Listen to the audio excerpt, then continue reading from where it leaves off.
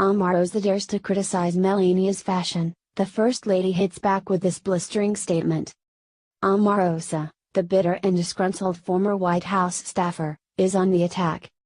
She is attacking everyone, from President Trump to John Kelly and now our amazing FLOTUS Melania Trump. A very desperate and non-credible Omarosa is now claiming Melania weaponizes fashion to punish President Trump.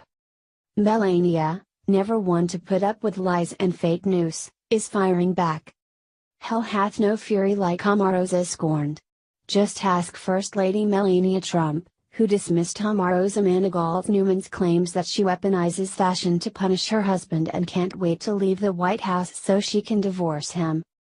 Melania's rep pointed out that the First Lady rarely interacted with Omarosa, so it defies credulity that she would know Mrs. Trump's state of mind or her intentions.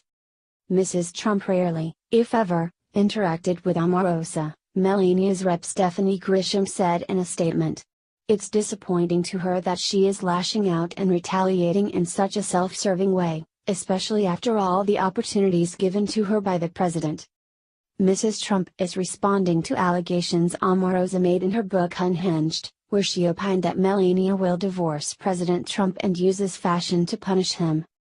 In my opinion, Melania is counting every minute until he is out of office and she can divorce him, Manigault Newman wrote, via Washington Examiner. I believe Melania uses style to punish her husband. Omarosa pointed to the backlash stirred when Mrs. Trump wore a jacket with the words "I really don't care, do you?" written on the back while boarding a plane in Maryland hours after visiting a Texas shelter for illegal immigrant children. Newman speculated, she wore that jacket to hurt Trump, setting off a controversy that he would have to fix, prolonging the conversation about the administration's insensitivity, ruining the trip itself, and trying to make sure that no one asked her to do something like that again. Omarosa regurgitated the media narrative that Melania wore a Hillary Clinton-esque white pantsuit to troll Trump at his first State of the Union address. As if Hillary is the only woman in history who has ever worn a white pantsuit. Omarosa also opined that Mrs. Trump wore a pink pussy bow blouse at the second presidential debate shortly after the Access Hollywood tape leaked in order to embarrass her husband.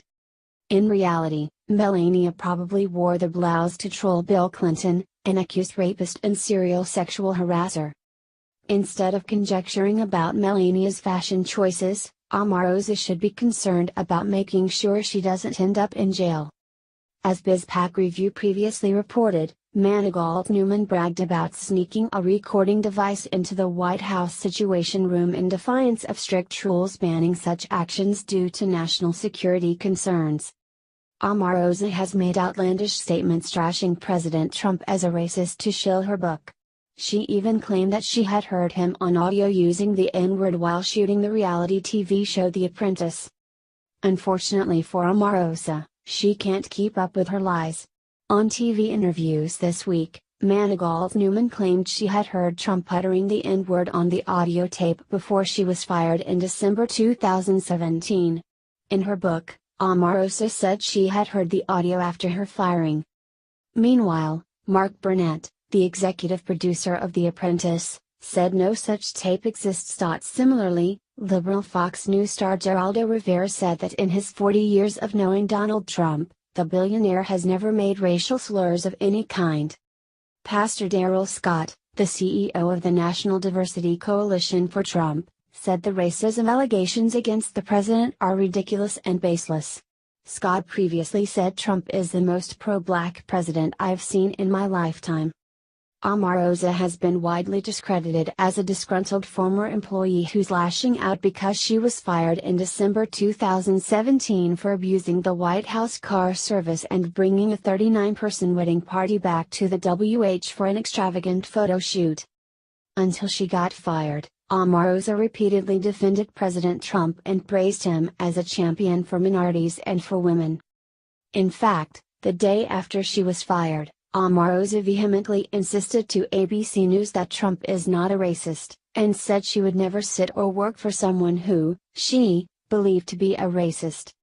Omarosa has a long history of being fired from White House jobs.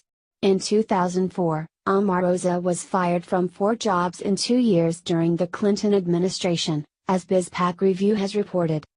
She was asked to leave as quickly as possible. "She was so disruptive," said Cheryl Shavers, a former undersecretary at the Commerce Department, where Omarosa worked